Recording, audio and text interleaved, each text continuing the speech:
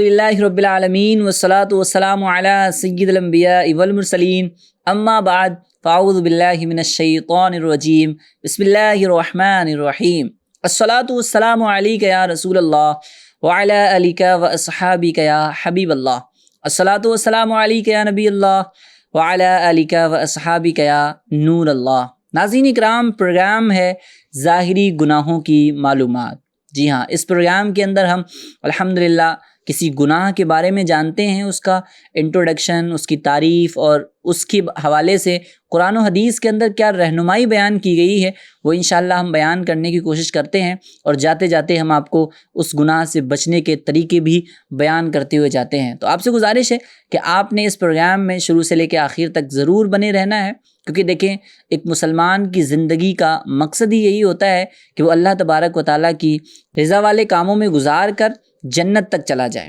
اور زندگی کی سفلتا، زندگی کی کامیابی بھی اسی کے اندر ہے کہ زندگی اللہ تبارک و تعالیٰ کے دیے ہوئے قوانین اور اصول کے مطابق ہی گزاری جائے۔ تو ناظرین اکرام، اللہ تبارک و تعالیٰ کی رضا والی زندگی گزارنے کے لیے جہاں انسان کو نیکیاں کرنا ضروری ہے، اچھے کام کرنا ضروری ہے، وہیں گناہوں سے بچنا بھی ضروری ہے، برے کاموں سے بچنا بھی ضروری ہے۔ اور یہ ہوگا کب؟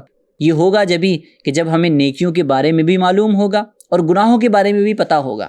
تو نیکیوں کے بارے میں تو بہت سارے پروگرامز آپ نے دیکھے ہوں گے، اور آج ہم انشاءاللہ گناہوں کی بات کریں گے۔ گناہوں کی بات سے مراد یہ ہے کہ گناہوں کے بارے میں ہم جانیں گے اور اس سے بچنے کی ہم کوشش کریں گے۔ یہ جو پروگرام ہے ہمارا ظاہری گناہوں کی معلومات، اس کے اندر الحمدللہ گناہوں کے بارے میں بتایا جاتا ہے، اور وہ گناہ جو کبیرہ گناہ ہیں، جو انسان کو نظر آتے ہیں۔ بعض وہ گناہ بھی ہوتے ہیں ناظرین کہ جو باطنی گناہ ہیں، جو انسان کو دکھتے نہیں ہیں لیکن گناہ ہوتے ہیں، جیسے حسد ہے، تکبر ہے، وعدہ خلافی ہے۔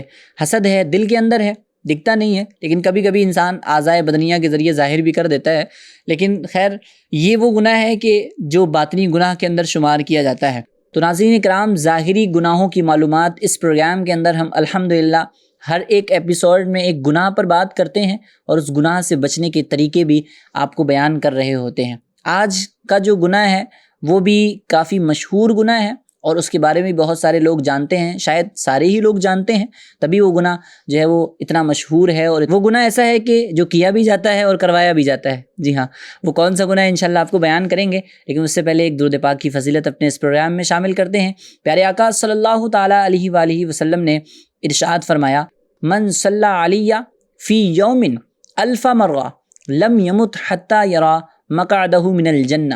حضور فرماتے ہیں کہ جو کوئی شخص روزانہ مجھ پر 1000 مرتبہ درود پاک پڑھتا ہے تو وہ اس وقت تک نہیں مرے گا جب تک کہ جنت میں اپنا مقام نہ دیکھ لے۔ سبحان اللہ، سبحان اللہ۔ ہر مسلمان کی دل کی یہ تمنا ہوتی ہے کہ وہ جنت میں داخل کر دیا جائے، کامیابی کے ساتھ اس دنیا سے جائے، اللہ تبارک و تعالیٰ اسے جنت نصیب کر دے۔ لیکن دیکھیں، قسمت بالائے قسمت یہ ہے کہ انسان کو دنیا میں رہتے ہوئے ہی جنت کا نظارہ کرایا جا رہا ہے، جنت دکھائی جا رہی ہے، جنت میں اس کا مقام دکھایا جا رہا ہے۔ اور وظیفہ کتنا پیارا ہے۔ حضور فرماتے ہیں کہ جو کوئی شخص روزانہ 1000 مرتبہ درود پاک پڑھے گا تو وہ اس وقت تک نہیں مرے گا جب تک کہ جنت میں اپنا مقام نہ دیکھ لے۔ سبحان اللہ، سبحان اللہ۔ تو ہمیں کثرت کے ساتھ درود پاک پڑھنا چاہیے، کیونکہ درود پاک جو ہے وہ ہمیں مصیبتوں سے بھی بچاتا ہے، بلاؤں سے بھی ہماری حفاظت کر رہا ہوتا ہے، سکون قلب کا ذریعہ بھی درود پاک بن رہا ہوتا ہے۔ کسی شاعر نے بڑی پیاری بات کہی تھی کہ بلاؤں نے تمہیں گھیرا ہے تو درود پڑھو، گر حاضری کی تمنا ہے تو درود پڑھو، کیونکہ یہ نام کوئی کام بگڑنے نہیں دیتا، بگڑے بھی بنا دیتا ہے یہ نام محمد صلی اللہ تعالی علیہ وسلم۔ ناظرین اکرام، آج ہم جس گناہ کے بارے میں بات کرنے والے ہیں وہ گناہ ہے جادو۔ جی ہاں، جادو بھی ایک گناہ ہے۔ تفسیر کی کتابوں کے اندر باقاعدہ اس کی تعریف بھی بیان کی گئی اور اس کا حکم بھی بیان کیا گیا کہ یہ گناہ ہے اور کس طریقے کا اور کس لیول کا گناہ ہے۔ ناظرین اکرام، آئیے سب سے پہلے ہم جادو کی تعریف سنتے ہیں کہ آخر جادو کسے کہا جاتا ہے، تاکہ اسلام کے اندر جو دوسری چیزیں بیان کی جاتی ہیں جیسے کہ معجزہ ہے یا کرامت ہے، اس سے جادو امتیاز ہو سکے، جادو میں فرق ہو سکے۔ آئیے سب سے پہلے تعریف سنتے ہیں۔ تفسیر صراط الجنان میں ہے، علماء اکرام نے جادو کی کئی تعریفیں بیان کی ہیں، بہت ساری ڈیفینیشن بیان کی جاتی ہیں اور مختلف طریقے سے کی جاتی ہیں۔ بہت ساری علماء اکرام نے تعریف بیان کی ہیں، ان میں سے ایک تعریف میں آپ کو سناتا ہوں۔ علماء اکرام فرماتے ہیں کسی شریر یا بدکار شخص کا، شریر انسان ہو بدکار انسان ہو، کسی شریر اور بدکار شخص کا مخصوص عمل کے ذریعے عام عادت کے خلاف کوئی کام کرنا، یہ جادو کہلاتا ہے۔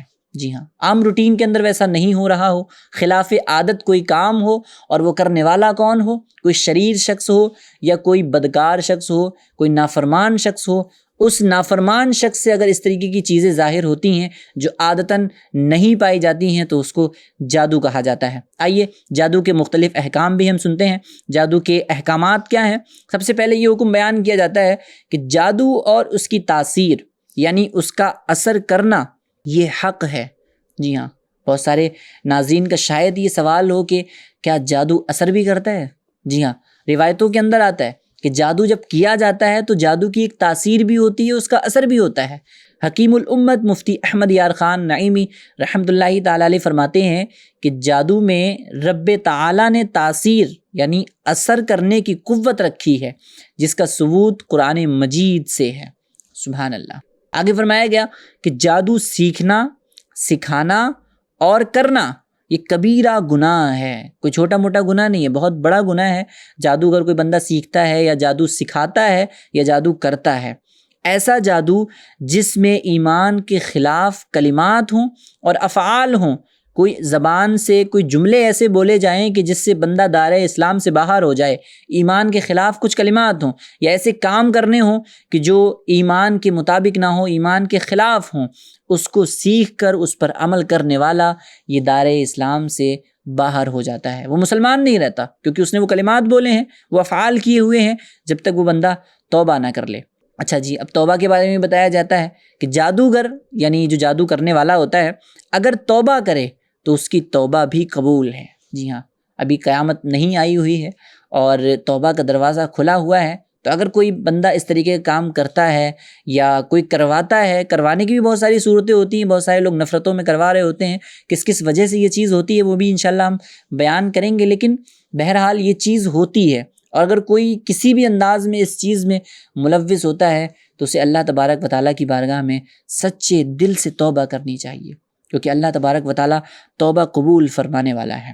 آیت کریمہ ہے، اللہ تبارک و تعالیٰ ارشاد فرماتا ہے، پارہ 11 سورہ یونس آیت نمبر 81 کے اندر اللہ ارشاد فرماتا ہے، ترجمہ کنز الایمان، موسیٰ نے کہا یہ جو تم لائے یہ جادو ہے، اب اللہ تبارک و تعالیٰ اسے باطل کرے گا اور اللہ مفسدوں کا کام نہیں بناتا۔ سبحان اللہ، سبحان اللہ۔ اس آیت کریمہ میں حضرت موسیٰ کلیم اللہ علیہ نبینا علیہ الصلوۃ والسلام اور جادوگروں کے اس قصے کی یادگار ہے جو فرعون آپ کے مقابلے میں لایا تھا، اور کس انداز میں جادوگروں کو لایا گیا اور جادوگروں نے اپنے نئے نئے کرتب دکھائے، نئے نئے جادو دکھائے، لیکن حضرت موسیٰ علیہ الصلوۃ والسلام کے پاس جو لاٹھی تھی جس کو عصائے موسیٰ کہا جاتا ہے، آپ نے وہ لاٹھی ان جادوگروں کے سامنے جب ڈالی اور اس لاٹھی نے جب اژدہا بن کر ایک بڑا سانپ بن کر ان تمام جادوگروں کے جادو پر حملہ کیا تو وہ سارا کا سارا جادو خاک میں مل کر رہ گیا، اور وہ تمام جادوگر مشرف باسلام ہو گئے، آپ کے ہاتھ پر بیعت کر لی۔ تو یہ حضرت موسیٰ علیہ الصلوۃ والسلام کا ذکر اللہ تبارک و تعالیٰ نے قرآن مجید کے اندر کر کے یہ ارشاد فرمایا کہ جادو ہوتا ہے اور جادو کا اثر بھی ہوتا ہے۔ آئیے اب قرآن کے بعد حدیث کی طرف چلتے ہیں، حدیث میں جادو کے حوالے سے ہماری کیا رہنمائی کی جاتی ہے، آئیے سنتے ہیں۔ حضور سید عالم صلی اللہ تعالیٰ علیہ وآلہ وسلم نے ارشاد فرمایا 7 تباہ کن گناہ سے بچتے رہو۔ سبحان اللہ، یعنی یہ وہ 7 گناہ ہیں جو انسان کو تباہ کر دیتے ہیں، تباہ کن گناہ ہیں۔ وہ کون کون سے 7 گناہ ہیں؟ آپ سے گزارش ہے کہ آپ نے توجہ سے سننا ہے، ہو سکتا ہے کہ شاید ان میں سے کسی گناہ میں ہم ملوث ہوں۔ اللہ تبارک و تعالیٰ ہمیں تمام گناہوں سے بچ کر اپنی رضا والی زندگی گزارنے کی توفیق عطا فرمائے۔ ناظرین اکرام، وہ 7 گناہ کون کون سے ہیں جس کو فرمایا گیا کہ یہ تباہ کن گناہ ہے؟ فرمایا گیا نمبر 1، اللہ تبارک و تعالیٰ کے ساتھ کسی کو شریک کرنا، اللہ کے ساتھ کسی کو شریک ٹھہرانا، یہ بہت بڑا گناہ ہے۔ اسی طریقے سے دوسرا گناہ جو اس کے بعد جسٹ بیان کیا گیا وہ گناہ ہے جادو کرنا، جو آج کا ہمارا ٹاپک بھی ہے۔ تو ناظرین اکرام، جادو کرنا بھی بہت بڑا گناہ ہے، جادو کرنا، جادو کروانا کسی کے اوپر، یہ بھی بہت بڑا گناہ ہے۔ اور ایک گناہ بیان کیا گیا، فرمایا گیا اس جان کو قتل کرنا کہ جس کا قتل اللہ تبارک و تعالیٰ نے حرام قرار دیا ہے سوائے حق کے۔ یہ بھی ایک گناہ ہے کہ بندہ ناحق قتل و غارت گیری کر رہا ہوتا ہے، ظلم و ستم کی آندھیاں چلا رہا ہوتا ہے۔ ایک گناہ یہ بھی بیان کیا گیا کہ سود خوری کرنا، یہ بھی گناہ ہے۔ پانچواں گناہ جو بیان کیا گیا وہ یہ کہ یتیم کا مال کھانا، کسی یتیم کا ناحق مال دبا لینا، یہ بھی بہت بڑا گناہ ہے۔ چھٹا گناہ جو بیان کیا گیا وہ یہ کہ نافرمانوں سے مقابلے کے دن بھاگ جانا، کہ جس دن آپ برائی سے لڑ سکتے ہیں، نافرمانوں کا مقابلہ کر سکتے ہیں، اس دن نافرمانوں سے مقابلے والے دن آپ پیٹ پھیر کر بھاگ جائیں تو یہ بھی کافی بڑا گناہ سمجھا جاتا ہے اور بہت بڑا گناہ ہے۔ اور ایک گناہ جو بیان کیا گیا وہ یہ کہ پاک دامن اور بھولی بھالی مسلمان عورت پر بدکاری کی تہمت لگانا۔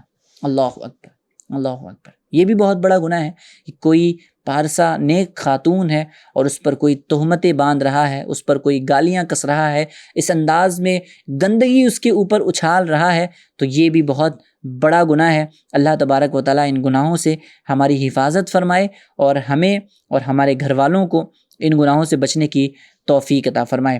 ناظرین کرام، جادو آخر ہوتا کیوں ہے نا؟ جادو کے بہت سارے اسباب بھی ہوتے ہیں۔ کوئی بھی کام ہو، چاہے وہ نیک کام ہو چاہے وہ برا کام ہو، اس کا کچھ نہ کچھ سبب ہوتا ہے۔ تو جادو کے جو اسباب بیان کیے جاتے ہیں، آئیے وہ بھی سننے کی ہم سعادت حاصل کرتے ہیں۔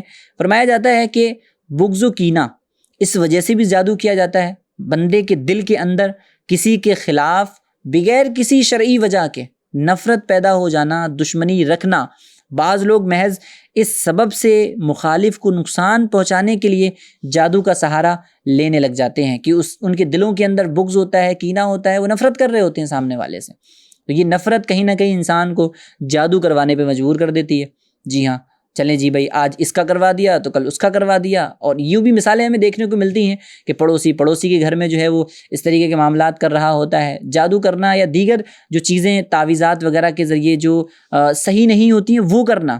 ایک جو سبب بیان کیا جاتا ہے جادو کا وہ یہ ہے ناظرین کہ گھریلو ناچاکیاں، گھروں کے اندر لڑائیاں ہوتی ہیں، جھگڑے ہوتے ہیں، جس کی بنیاد پر نوبت یہاں تک پہنچ جاتی ہے کہ لوگ ایک دوسرے پر جادو کروانے کے لیے تیار ہو جاتے ہیں۔ اس میں بھی ایک فریق دوسرے کو زیر کرنے کے لیے بعض اوقات جادو کا سہارا لینے لگتا ہے۔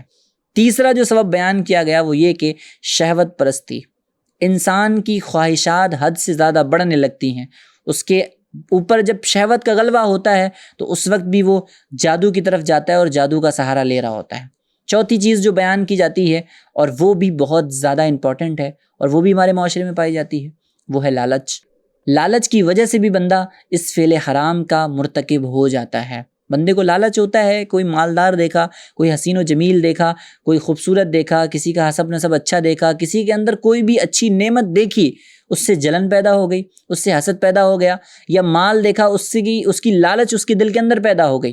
اب اس لالچ کے اندر وہ انسان سامنے والے پر جادو کراتا ہے، پھر اس کے نقصانات بھی سامنے آ رہے ہوتے ہیں اور یہ فعل حرام ہے، جہنم میں لے جانے والا کام ہے۔ اللہ تبارک و تعالی ہمیں اس سے بچنے کی توفیق عطا فرمائے۔ ناظرین، آخر اس سے بچا کیسے جائے، ہے نا؟ بہت سارے لوگ کر رہے ہوتے ہیں اور بہت سارے کروا رہے ہوتے ہیں، جو کہ بالکل شریعت اس کی اجازت نہیں دیتی ہے، لیکن پھر بھی اس سے بچنا کیسے ہے، اس کا طریقہ کار کیا ہے، وہ بھی انشاءاللہ ہم آپ کو بیان کرتے ہیں کہ جادو کے وبال اور جادو کرنے والے اور کروانے والے کے انجام کے بارے میں آپ پڑھیے، مطالعہ کیجئے، علم حاصل کیجئے۔ جب تک علم نہیں ہوگا نا، جب تک بچیں گے نہیں۔ یہ جادو کرنا، کروانا، اسی طریقے سے جادو سیکھنا شریعت نے بیان کیا ہے نا، وہ بڑا خطرناک ہے اور اس کے بارے میں مطالعہ کیجئے، پڑھیے، انشاءاللہ آپ بچنے میں کامیاب ہو جائیں گے، بچنے کا ذہن بنے گا۔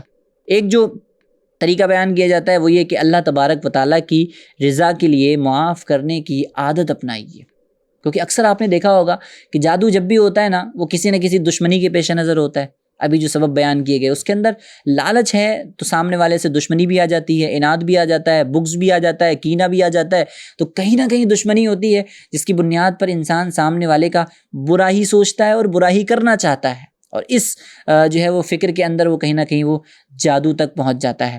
تو اللہ تبارک و تعالیٰ کی رضا کے لیے معاف کرنے کی عادت بنائیے، لوگوں کے متعلق اپنے دلوں سے نفرتوں کو مٹائیے، اللہ تبارک و تعالیٰ کی رضا کے لیے لوگوں کو معاف کرتے رہیے۔